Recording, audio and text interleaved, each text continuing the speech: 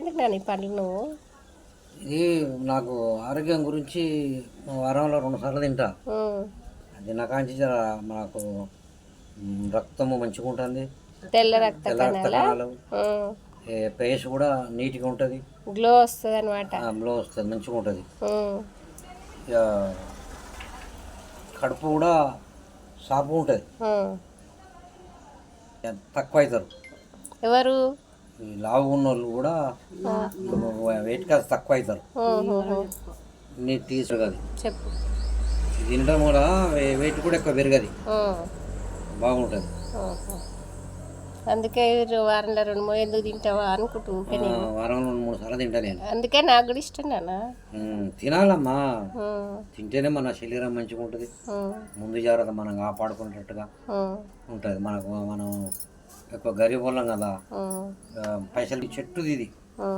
ఇది మందు లేని పండు, చాలా మంచి పండు, బాగుంటుంది. Middle class medicine. Middle class medicine ఇది. సరే సరే, మా పిల్లలకు కూడా పెడతా అప్పుడప్పుడు. పిల్లలు తినొచ్చు, మనం తినొచ్చు, ముసలు ఎవరైనా తినొచ్చు. ఓకే, ఈ పండు వల్ల ఇన్ని ఉపయోగాలు ఉన్నాయన్నమాట. ఉపయోగాలు బాగుంటుంది. పొప్పడి పండు ఇప్పుడు ఖాళీ చేసేసినావా? అయిపోయింది. ఈ టిఫిన్ చేయలే నువ్వు, మొత్తం పండే తిన్నావా? ఇది అంతే, వారంలో 2 సార్లు ఇదే టిఫిన్ నాకు. అంతేనా? సరే, న్యాచురల్గా వండిన పండ్లు కాబట్టి అవే తినేసినావు అనమాట. సూపర్ ఉంటుంది. ఇక మనం వేరులుగా అంతా మందులు పెట్టి మనసరం పెట్టి పండే పెడతారు కాబట్టి, మన చెట్లు కాబట్టి మనం జర్ర కొంచెం దూరం ఉందనుకో, ఆ పేపర్లో పెట్టి మలిచి పెట్టి 2 రోజుల తర్వాత తీసేస్తే మంచిగా పండుతాయి.